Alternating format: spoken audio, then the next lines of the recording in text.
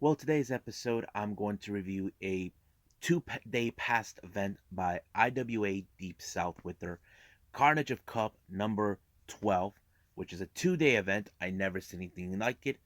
But, however, all their matches are involved death matches, so it wouldn't be no surprise. But also, we're going to go with number 2 on MLW AZTECA by Major League Wrestling.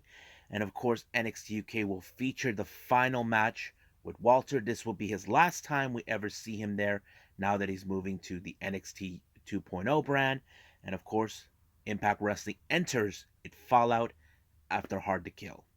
And of course, we got a little bit of news updates regarding what's been going on with WWE recently.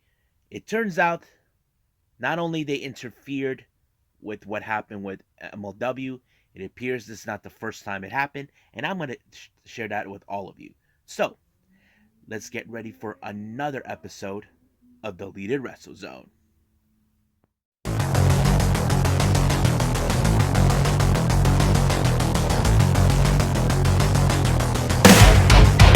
Are you ready? Get up, get up! Get up, get up! Get up, get up! Get up, get up! Get up, get up! Get up, get up!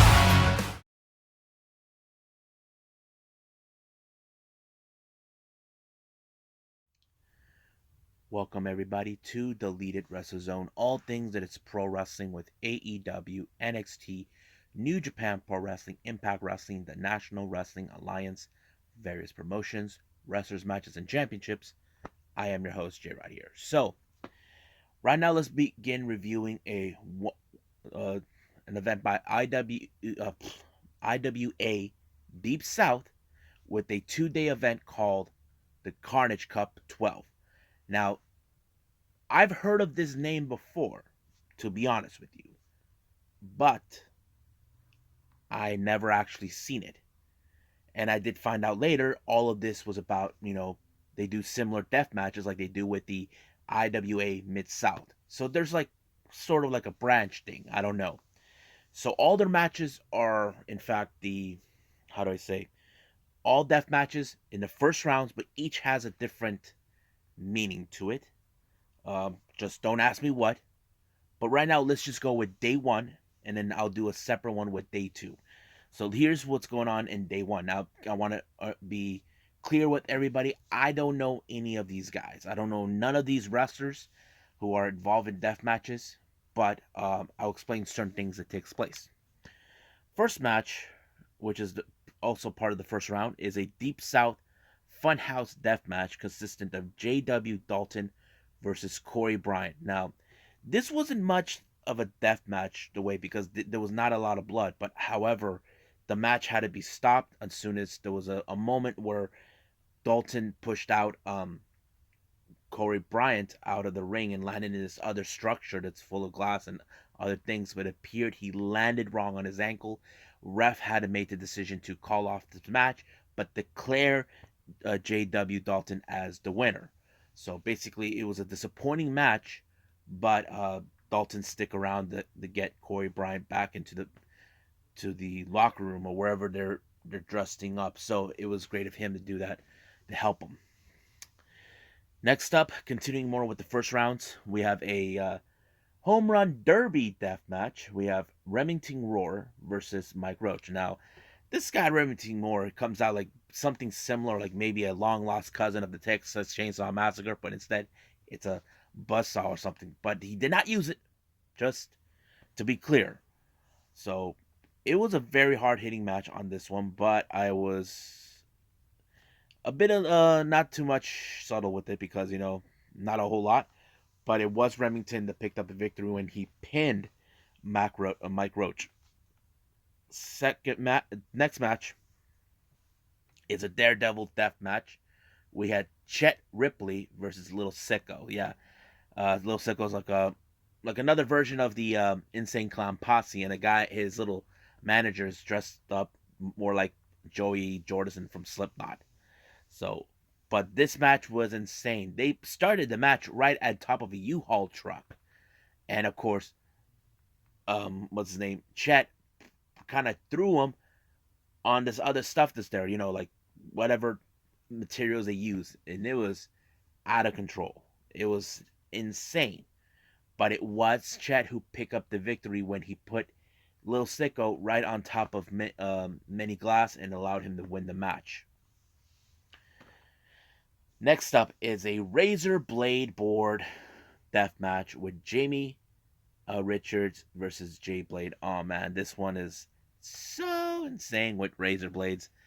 So basically, there's a lot of cuts in case anybody needs to know. But however, this one, Jamie Richards landed really on top of these sharp objects that somehow allowed for Jay to pick up the victory by pinning him. I'm like, dude. Next one, it's a ladder and high impact, uh, impact. Yeah, no, never mind. It's a shopping cart death match. Yes, you heard me right. Shopping cart death match. You can use a shopping cart however you want. There was one, and there was one where the opponents were in fact Hardcore Hillbilly and Aiden Blackheart. Oh man, this was so insane, but it was more like the shopping cart was the main weapon that were used. But as soon as it was over. It was when Hardcore Hillbilly pushed Aiden Blackheart right on top of the shopping cart with many light tubes that allowed him to pick up the victory when he pinned him outside the ring. Next up is a bleeding bucket death match with Chuy Martinez and this girl named Misfit. Now, Chuy was not reluctant to challenge Misfit because A, she's a girl, and B, what does she knows about death matches? Now, I have talked about this before, but if you guys ever seen Prominence down in Japan, you guys know what I'm talking about. There have been girls who are involved in death matches. I seen Rina Yamashita. I seen Risa Sera, Zuzu Suzuki.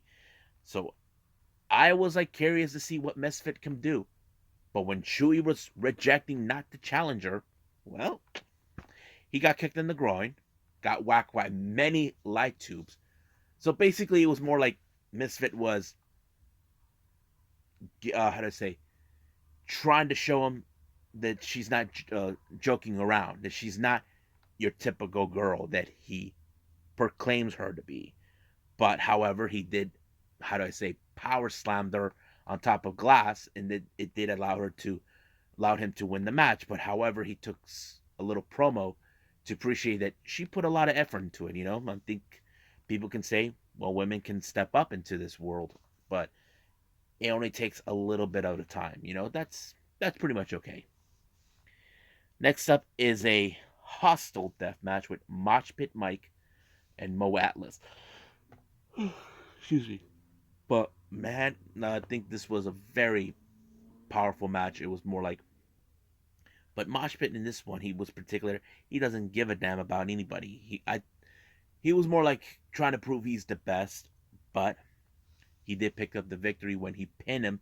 When of course Mo Atlas was already worn out, like he was already dead tired. So it did allow him to win. Now our main event, which was of course the last match of the first rounds, is a spiral death match. We have Blaine Evans and John Rare. Now this match was insane. There were fireworks taking place. A section of the ring being burned. Like it was chaotic. No wonder they called it the Carnage Cup. However, majority like near the end of this entire match, John Rare was pissed off that he couldn't even put Blaine Evans away. He can't even pin him. He keeps kicking out. So he walked out like he didn't care. He tells the ref, I'm done. So he just took off, and commentators made an excellent point about something. If you were booked to be in this match, you should just do the best you can. But I don't think John Rare cared, or he just wasn't having it, whatever the case was. But it did allow for Blaine Evans to advance in the next round. And that's going to be in day 2. So I say let's go to day 2 of that.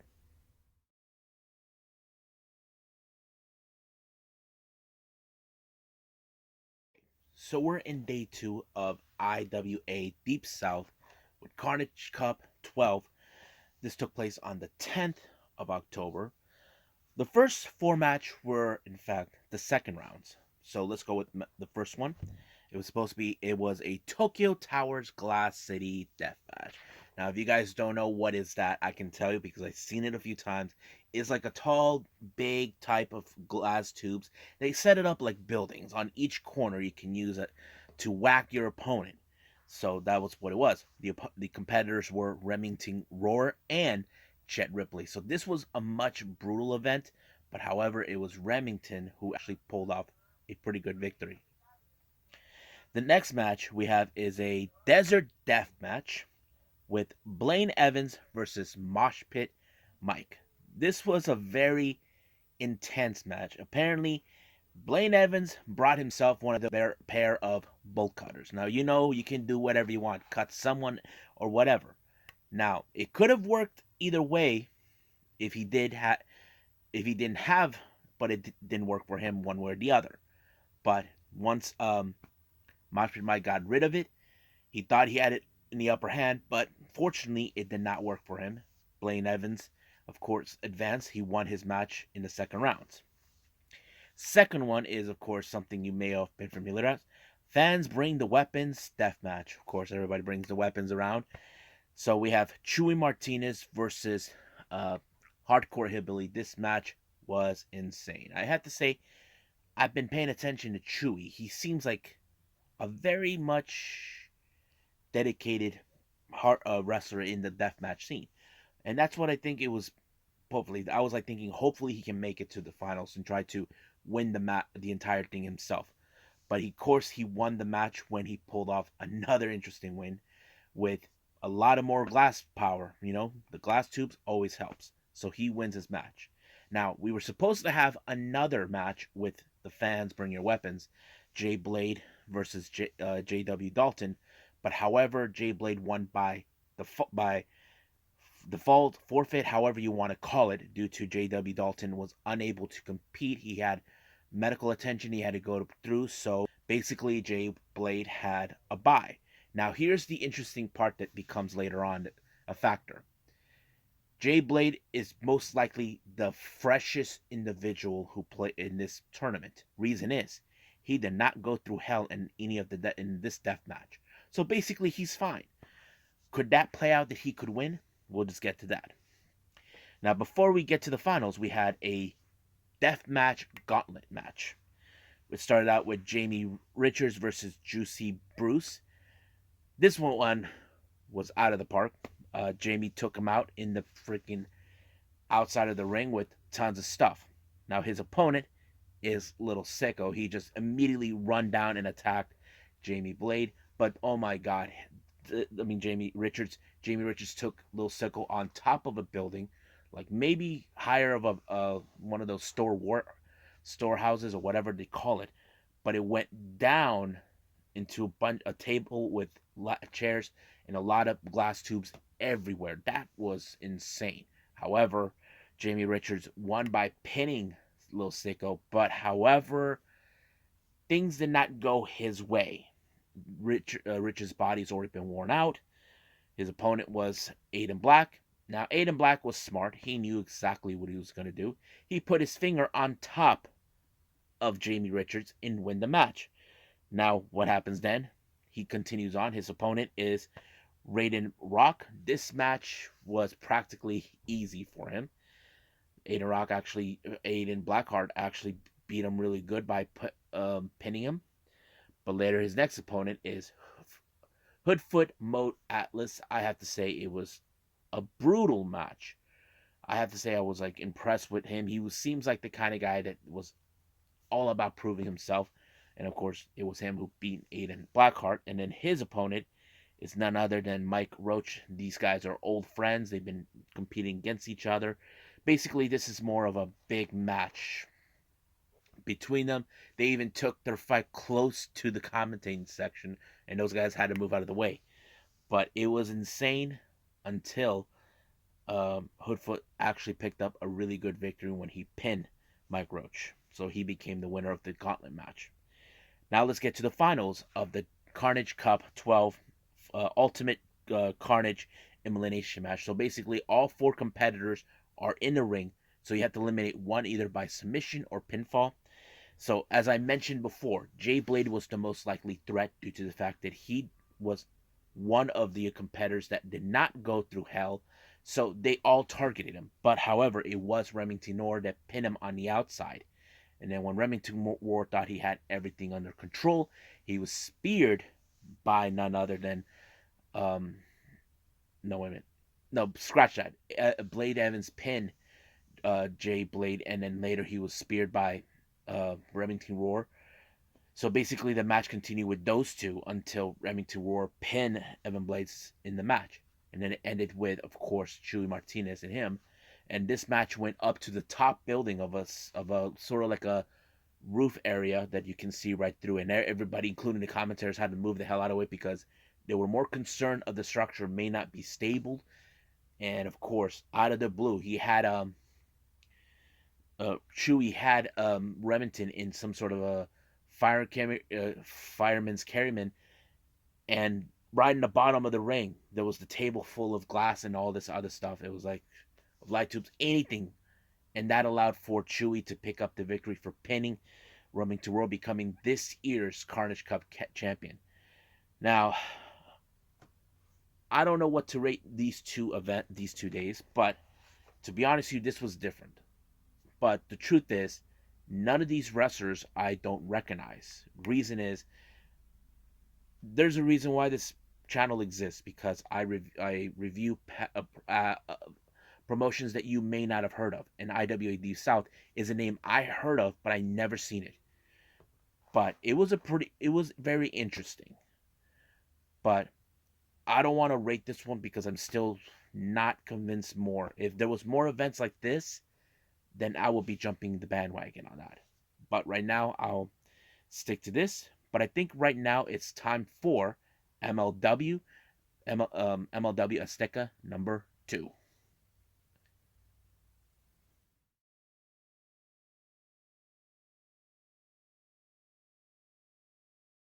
Okay, so we're continuing with more MLW AZTECA with number 2.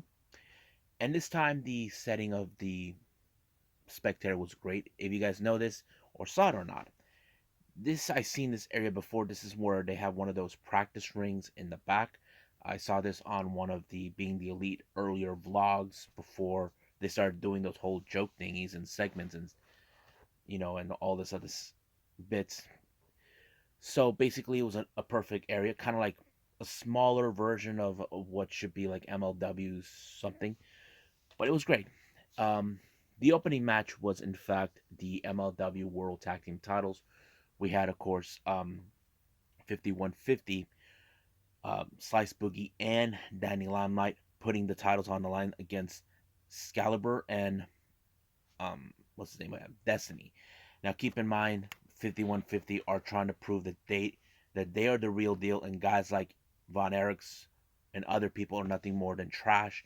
So that's what they've been doing, but they've been putting a lot of the aggressiveness onto their opponents, which they did, and that kind of allowed them to pick up the victory and retain the titles. However, they decided to put up a promo, disrespecting more people again, and this time they're calling out anybody who's willing to challenge them, and the ones who did was Aerostar and Drago. Now, keep in mind, I did not expect Aerostar because it was told he was set to be in a match against Alex Kane for the National Openweight Championship, but it became a feud, and they took the fight all the way to the back.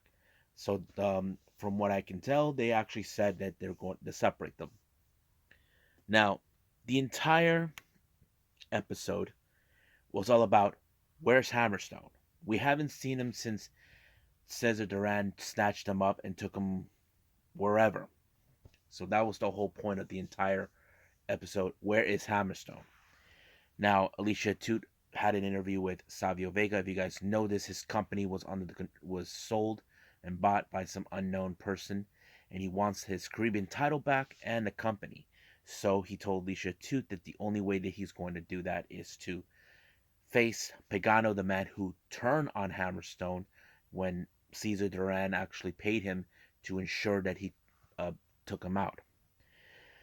Now, just like everyone else, um, Apparently, what's the, Emilio Sparks also got an interview, but this time he took a different direction. As you know, a couple of weeks ago, we just saw the debut of Enzo.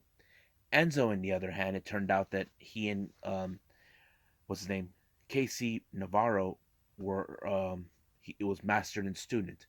But however, they asked him, why did you do that to him? Why did you viciously attack him behind? He said that he wanted him that he wants him to show him proper respect. Basically, I don't know if that's respect, but later it was revealed that Enzo was suspended and fined for what he did by his vicious attack. But there's no doubt in my mind that Kenzie Navarro wants that lifted so he can get a shot at Enzo More to beat him, and that's my prediction right there in that part. Now, speaking of what's been going on with Hammerstone, Emilio went to find, of course, Cesar Duran, demanding the return of Hammer. He runs into the henchmen. He wanted to pick a fight with them, but however, Alicia Toot shows up and reasons with him because, she knows this is not going to be simple. It's not worth it to attack the henchmen and all of a sudden Cesar Duran will try, light a fire. Now, our next match was the MLW National Openweight Championship, where we had Alex Kane, the leader of Bumayev Fight Club, along with Mr. Thomas, taking on, of course, the high flyer sensation Aerostar. I thought it was a pretty good match because it showed like even Aerostar can try to do the best of his ability as a high flyer to stay away from a powerhouse like Alex Kane. But however, whenever Alex Kane managed to get his hands on him and he turns away, Mr. Thomas gets up. But however, he did not win by that way. He actually had help unexpectedly or just didn't care how he won by 51-50 and attacked him out of nowhere, costing him the match. So it did allow for Kane to, how do I say, retain the title. But however, when he gets back to stateside, he knows he has a little problem he needs to deal with, and that is Calvin Tankman. I don't think he recognizes what he done, but that's another story for another time. Now, once again, I keep saying the same thing. Where is Hammerstone? Emilio Sparks wants answers coming from Caesar. Now, Caesar was not reluctant to talk to him, but he did had a little conversation with Ndagu. So basically, he wanted. But however, one of his henchmen shows up and gave him a piece of paper for something. He said he's been inspecting that henchman. He never showed up. So Ndagu and Caesar were dealing business. But however, like Emilio Sparks, he decides to follow the henchman. But later we see a segment and later on with Catalina who have, of course, Mads Kruger in chain. As you know, Contra Unit has been most likely dissolved. Hikaru Kwan doesn't want nothing to do with them. So does Simon Gotch. No one's heard from, of course, Joseph Samel. But however, Mads Kruger said that all he wants is the turncoat. Fatu. Catalina said that she would grant him that under one condition, that she wants him to take out Bestia 666. Now this was unusual. I don't know what's her business towards him, but this is going to be a little interesting proposition that it tells us. The story says, okay, we know that Max Kruger wants Fatu, but what does Catalina want in Bestia 66 to deal with? I don't know. Now, as I mentioned before, Emilio Sparks followed the henchman to some area where he found two other henchmen, and he tells them to leave and goes to this underground area where no one knows where he was going. So he follows. While that's happening, we go back to the arena. We see the hardcore match between Savio Vega and Pagano. Now this match was brutal. Everything was legal, but however, it was Pagano who won when he used the thumbtacks and tossed it into Savio Vega's eyes that allowed him to win the match. Now, while that was over during post show, Emilio went down there and turns out the henchman was none other than Richard Holiday. Somehow he must have beat up one of the henchmen and took his clothes, and he found Hammerstone. So next week's going to be very interesting because there will be hell to pay, knowing that Richard Holiday decided to stick his nose where it doesn't belong. This is going to be a big, endless story with Caesar not liking what he saw. So trust me, that's one of the stories I definitely got to see. But the real question is, does this also will affect Alicia too? I don't know. Basically, Caesar has been causing nothing but problems, but we'll see where it goes. And I believe right now I should end it right here and move on with NXT UK.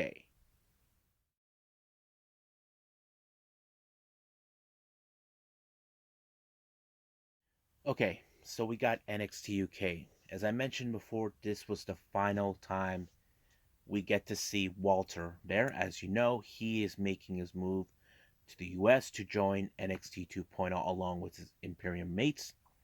And of course, whether we'll see Walter still become dominant that he's always been, or will he lose to someone who has proven themselves that they are worthy to be there. So that's pretty much what's been happening. But right now, let's go from the first match we just acquired as part of the NXT UK Tag Team number one contendership tournament. In the first round, we have Dave Mastiff and Jake Stars versus the Familia, consisting of Rohan Raja and Tailman, along with Charlie Dempsey, who's watching by behind. Now, the factor is now that, as you know, the Familia are mean business, since now they become a war with, of course, Gallus. But Mastiff and Stars have to have eyes in the back of their heads because we know Charlie Dempsey is there. So there was some great moments where, of course, where both Rohan and Tailman were unable to take down Master because the guy is big. You can't take that. That plays out in a good psychological way. However, the moment they knew they have to do is to weaken the weakest link in the group, and that person turned out to be Jake Starr. So they kept majority of the time to keep him away from Mastiff. They know that he's a threat, so the only option they have is to separate him. But luckily, he was able to get the switch, but at one moment, I knew that Dempsey was going to try to get involved, but without no hesitation, I also figured Gallus were going to show up. Joe Coffey shows up. Here comes Wolf and Mark to get in their heads, while Tailman and Rohan were occupied. Well, what was it? No, yeah. When Tailman tries to confront them, they left Rohan behind, allowing for Dave Mastiff to pick up a huge victory. But of course, this has become a full-blown war between the Familia and Gallus. Even though Mastiff and Jakes won the match, that it says better. But however, this war between Gallus and the Familia escalates. As you know, the Familia doesn't consider Gallus family, despite the fact that both Mark and Joe are blood brothers. Literally they are brothers, but they don't consider them family. Now, for our next match, we were set to see Amel versus Stevie Turner, but however, joining the commentary in the booth was none other than the fashionista Ginny, who we haven't seen for quite some time, ever since she lost the match against the final boss, Meiko Satomura. Now, the reason of her visit, it appears that she has a sort of issue towards Amel. Now, Amel has turned a new leaf. Now, if you guys remember, Amel became a heel because she felt that she deserves the opportunities, especially a shot of the NXT UK Women's title. But however, she came up short in that term. But this time she set up a new way where she's trying to be the hope, and it helped. It gave more recognitionable. She turned face, but however, others took offense to it, including Stevie Turner, who became her first opponent to handle, to teach her a lesson about everything. And the match was pretty well, but of course, Ginny doesn't consider. She considers Amel as a threat, but at the same time, she considered her as an insult to her existence. Basically, she thinks of her as a fraud, a nobody why you're trying to gain all this recognition, that sort of thing. But Amel really was impressive. I mean, she showed a lot of heart in this particular match, and that tells us she is trying to be the hope. And of course, she was able to beat Stevie Turner. But however, in this case, Ginny was feeling not amused, or how do I say, surprised, and of course, not how to say, taking likely that this is happening. So she goes to the back while Amel was giving an interview about her big win. Ginny confronted her, telling her what a fraud she is, that she's a nobody, and Amel got into her face. So basically, we will see those two duke it out sooner or later. Now, like any other time we see NXT UK, There's always somebody goes to Sid Scala's office. And this time it's Pretty Deadly. Now, they didn't go there demanding a shot at the tag team titles or the rematch that they owed. Basically, they took insult to Sam Gradwell. Now, if you guys remember last time, Sam Gradwell told them, stop being a bunch of wussies, all right? Do something about it. Attack them, do what you can. They weren't going to do that. Now, Pretty Deadly could do that, but they refused. So they felt like they had to report him to the principal's office, like any other place. But however, Sid Scala came up with the perfect solution. Pretty Deadly versus Sam Gradwell and a partner of his choosing. But Pretty Deadly did made a very excellent point. Sam Gradwell has no friends. Nobody wants to tag with him. So basically, in this type of scenario, who will tag with Gradwell? Will this be a handicap match coming in? Well, let's just hope that's the case. If it doesn't, well, I feel sorry for the person who is going to deal with Sam Gradwell's crap. Now, our main event, Nathan Frazier. As you know, he's been making headway since he arrived in NXT UK, taking on the in-ring general, Walter. This was a pretty good match. As you know, Walter has been one of the most dominant wrestlers in the entire history. But the real question is, will he walk out as a victor or walk out as a man who lost the match? Well, that is something that tells us no matter how far Frazier tries to put him down, he was more like the guy who was trying to cut the biggest tree there is. And that's pretty much what tells us. Basically, Walter took a bit of time to be taken down. But however, Walter continues to prove why he's the in-ring general, why he's the most dominant person in WWE. And of course, he powerbombed Frazier with the 1-2-3, leaving NXT UK as the most dominant man that we've always known. So this was the last time we see Walter. Hope we get to see him. And if I was a betting man, I'm sure sooner or later he will be challenging possibly Braun Breaker for the title. That is something I can definitely see. But as for the future of NXT UK, well, we can say that it will be in a good, capable hands. We do have a strong champion. Now he's going to be being challenged by the one man who believes that Dragunov doesn't deserve to be champion. That's the Irish ace, Jordan Devlin. But right now, I believe it's time for Impact Wrestling.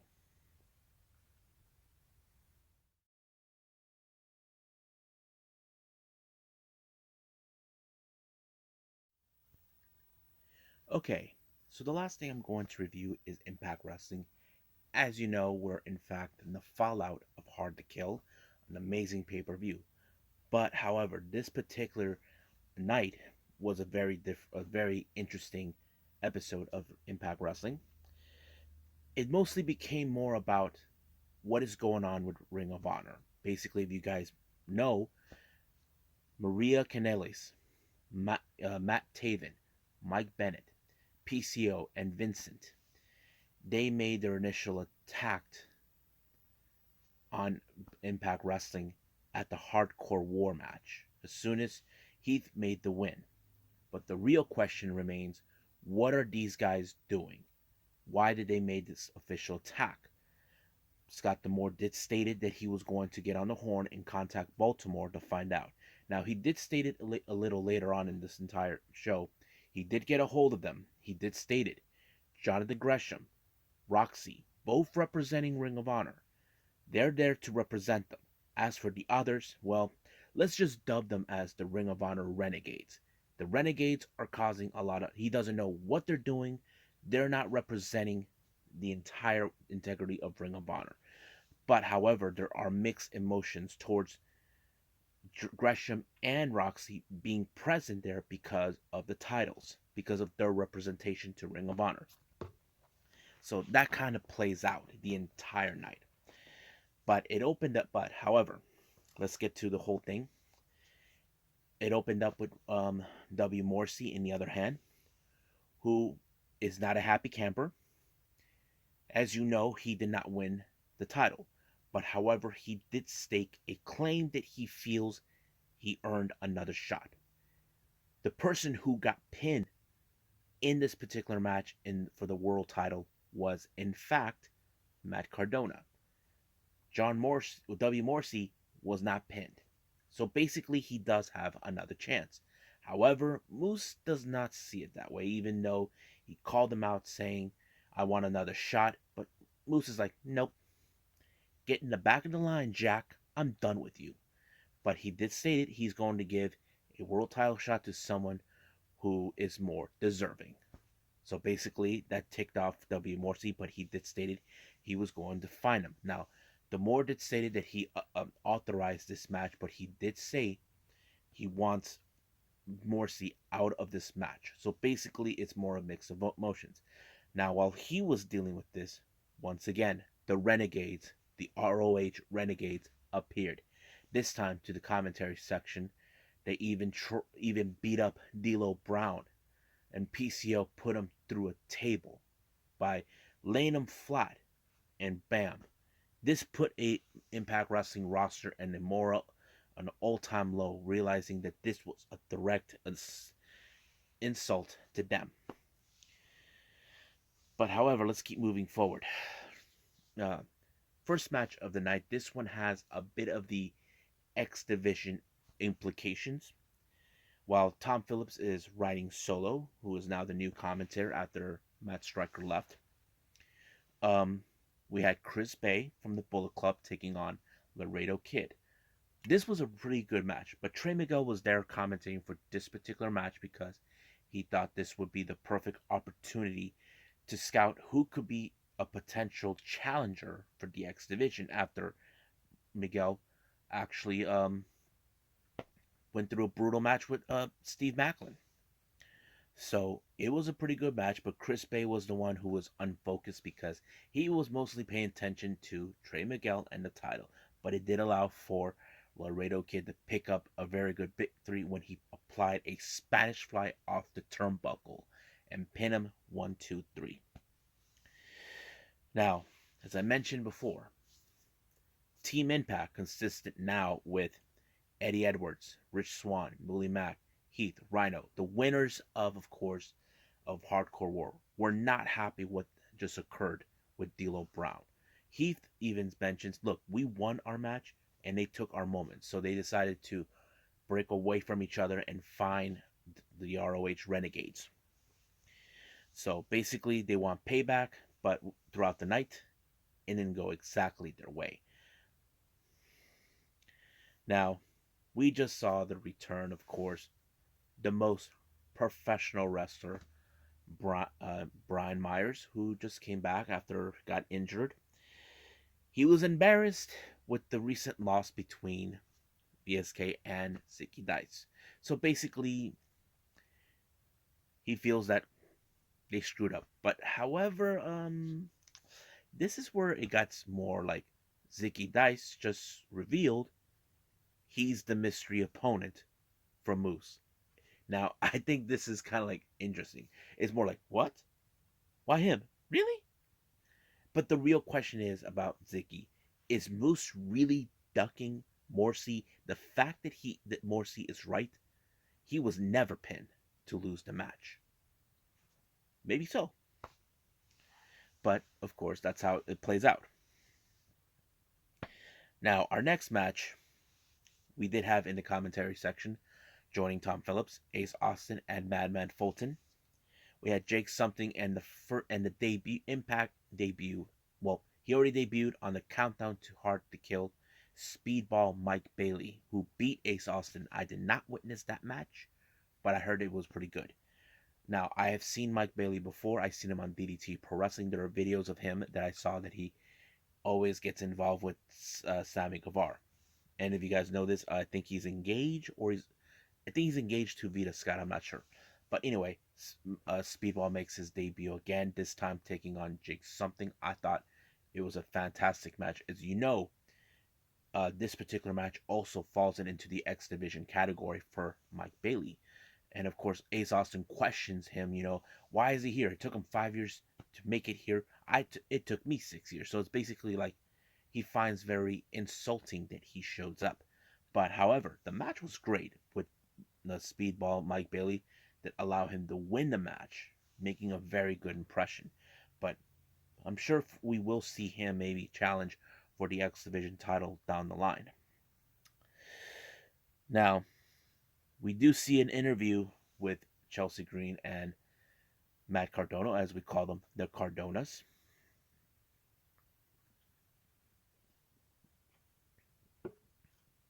Both of them, if you know for sure, they know they have lost and came up short in their respective matches. However, Chelsea Green did point out some interesting points. Matt Cardona was really close in winning the match. The same thing with her. But however, Tasha Steelz decided to show her, you guys are a bunch of losers. But however, Chelsea Green even tell her, let's do this in the wrestling match. But Tasha had no business, but of course she got into it. Now she thought she could break her spirit, but it did not. So basically we will see that match take place. Now we get Masha Slamovich again taking on Vert Vixen, who you guys may have seen on AEW Dark or Elevation. It was pretty good. Slamovich being the total badass that she is, the Russian badass, however I want to call it, she picked up a very good, impressive win on Vert Vixen. I think she will be, hopefully one day we can see her compete for the Knockouts title. Now, we do see, of course, the sudden appearance of Josh Alexander after coming up a very heavy victory against Jonah. Now he feels that he got rid of that. He believes now that it's his time to finally do the one thing that has been eluding him. As you know, he's the uncrowned champion because, as you know, the way Moose beat him for that title was unfair. However, we just saw the sudden appearance of Charlie Haas. It turns out he wants a challenger. So basically, he chose him, and Josh Alexander accepted. Now, I don't know what's the motives, but all he said that Alexander, is standing in his way. In his way of what? Is he planning to chase the Impact World title? That is, to me, is a mystery, but it tells a good story. You can see that something is up with Charlie, but we know what Josh Alexander truly wants in his mind. He wants the Impact World title back. Now, as I mentioned before, we have those who are representing Ring of Honor in a much honorable way. Roxy, on the other hand, has been in total isolation because of the Renegades, who've been causing nothing but problems. But Mickie James went to talk to her, congratulating her on becoming Ring of Honor champion, and she admires her work, she sees her, but she gave her some words of advice and wisdom about the Purrazzo. Basically, our main event is title versus title, winner take all. So basically, she's not warning her, but more telling her, be careful with her. She is who she is. She's not afraid of pulling any punches. So that's something that, Roxy needs to consider on that part. Now, we get to the so-called Impact World title match. Ziggler Dice along with the Learning Tree, VSK and Brian Myers against Moose. Now, Moose shows up in his street gear. Now, he did not wants to wear any of his wrestling gear due to the fact that Darby Morrissey is looking for him, and he beat him like that. However, as soon as he won, Morrissey shows up because he wants to get his hands on him.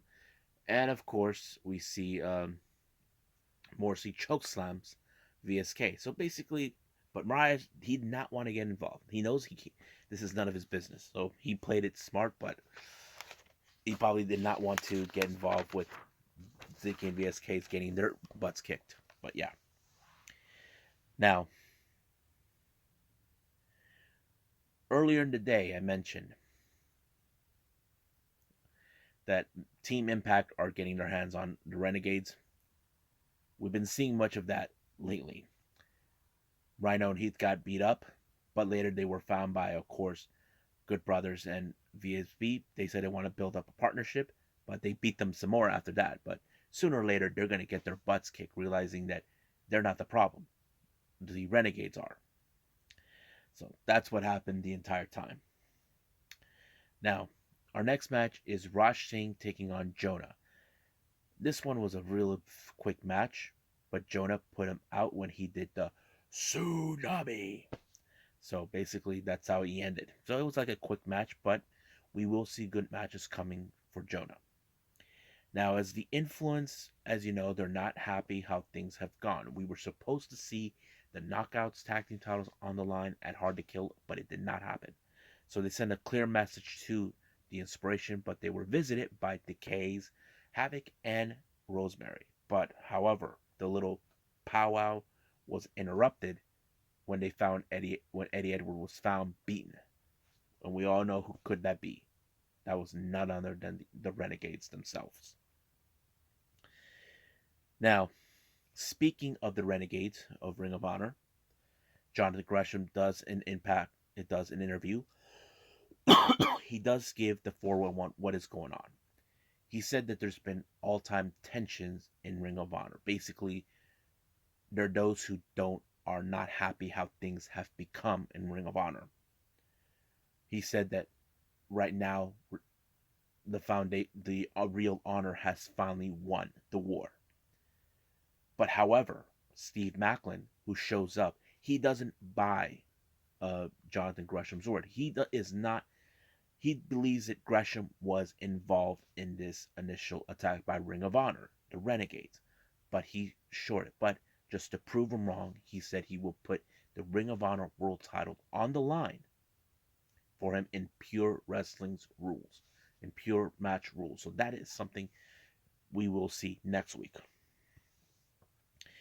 Now, before we start with the main event, we have Ian Riccaboni, the voice of ROH, along with Bobby Cruz, the ring announcer. And now we get to the main event, winner take all, for the AAA Reina de Reinas title and the ROH women's title. This match was practically a brutal match. Deonna Purrazzo weakening the arm of Roxy because she knows that she's going to pull the crossface, which has allowed her to win her matches. And it was a great match. I liked it. It was a classic. But however, it was Deonna Purrazzo that walked out the victor when she put the double hook. And now she proved the virtuosa. But that does not end right there.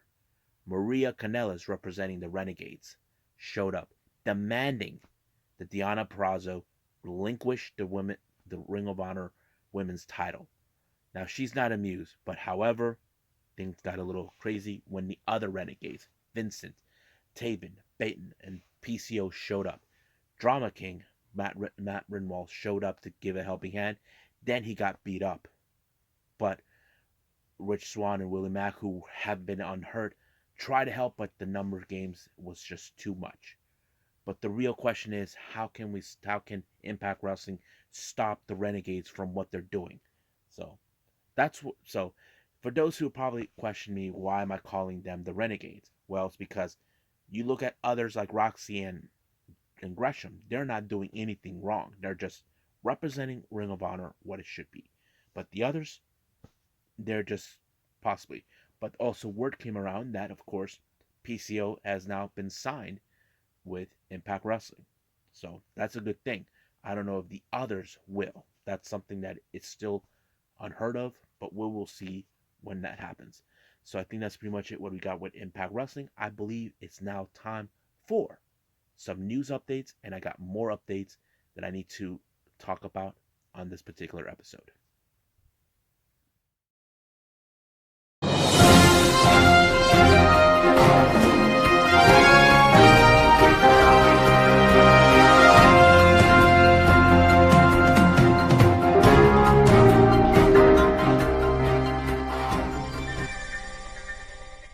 Okay, so we got some news updates for all of you. Now, on the last two episodes, I mentioned about WWE interfering with MLW. Now, more reports are coming out that WWE did not just interfere in just this one, there were more.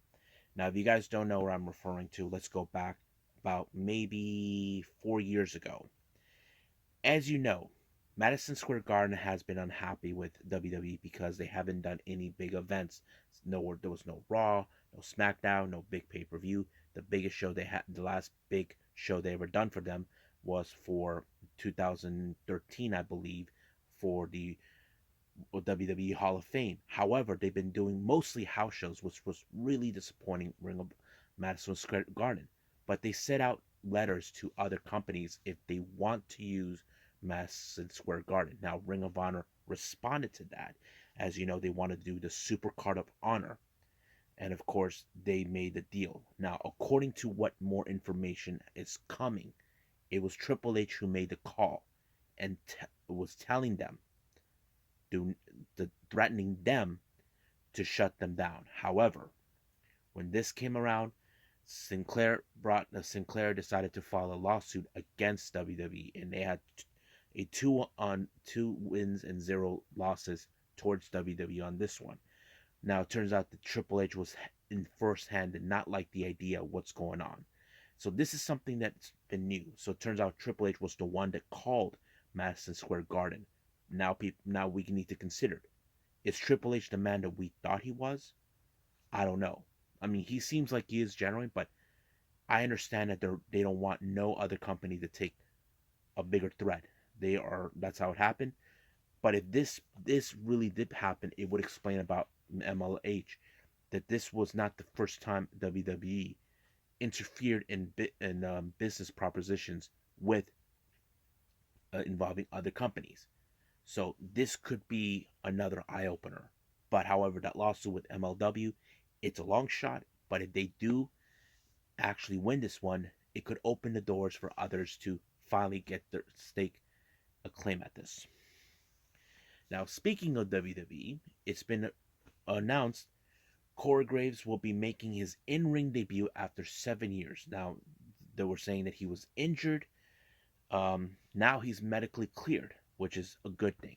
However, I want to point out something. Now, you guys need to tell me what you think. It turns out Booker T has something to say. He stated that Corey Graves should just stay as a commentator, stay retired from in-ring work. I mean, look, Corey Graves has done a great job as a commentator, but however, his life kind of resembles a little bit like Daniel Bryan. As he hasn't been wrestling and he's been itching and threatening to leave if he doesn't get what he wants. So the real question does remain, why did now? But Booker T says Corey Graves needs to stay away from the ring. Just stay retired, be a commentator. But he also said something that I don't know if people would buy it or not. That's up to you guys to think. He did say that nobody may not know who he is. We never seen him wrestle in the main roster. According to information, he mostly wrestled in NXT. So do people will know who he is? Will people just remember him as just the commentator? That is a very good question. But we will see what happens. Now, whatever you guys thoughts, what do you think about what Booker T says? Is he right or is he wrong? Or you think he just needs to shut up and mind his own business? That's up to you guys. Now, recently I got this coming.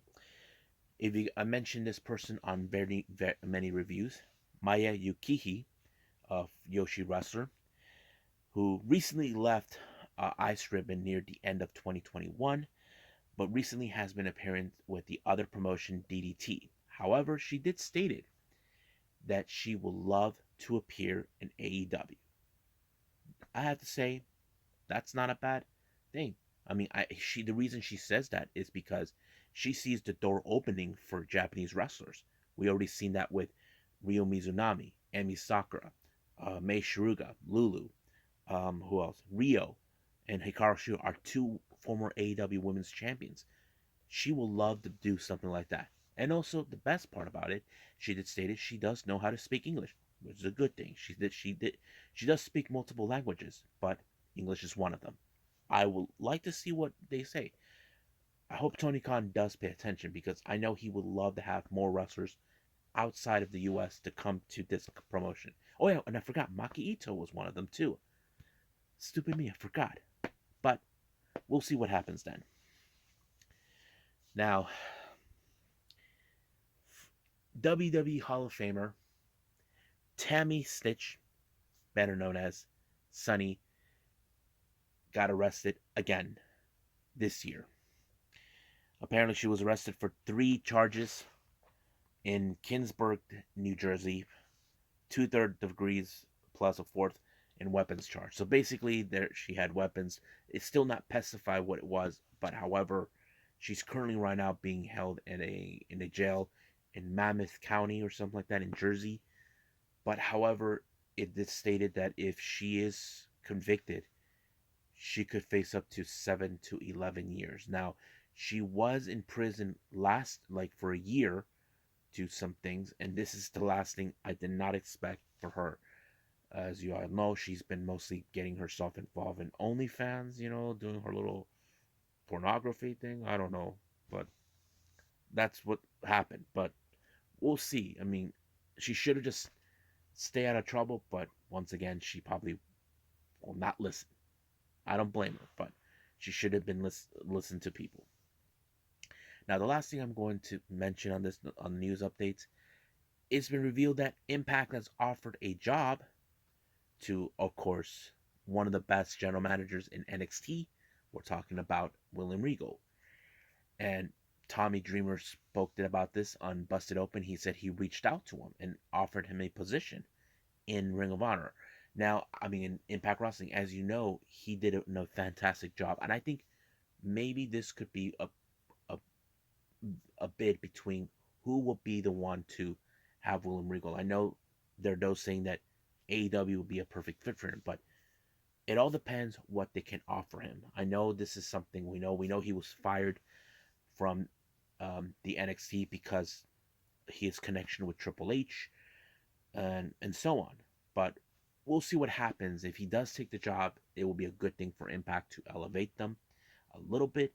But for now, we'll just stick to what we got right now with this, and I will follow up on this one more. And I think we should call it a day. Okay, so I hope you guys enjoyed me reviewing all of this. First time reviewing IWA's Deep South with 2 days of Carnage Cup 12. Of course, we had MLW AZTECA number 2, NXT UK, and Impact Wrestling, and all these news updates. So there's still more to come for the next episode. So coming up, we got Beyond Wrestling with Borch at the Beach that took place on the 19th of September. Freelance on the Ground that took place on the 23rd of October. And of course, we cannot forget AEW Rampage and 205 Live. So that's it for now, but I'll see you guys in the next DWZ time. Same DWZ channel. I must bid all of you adieu. So, goodbye.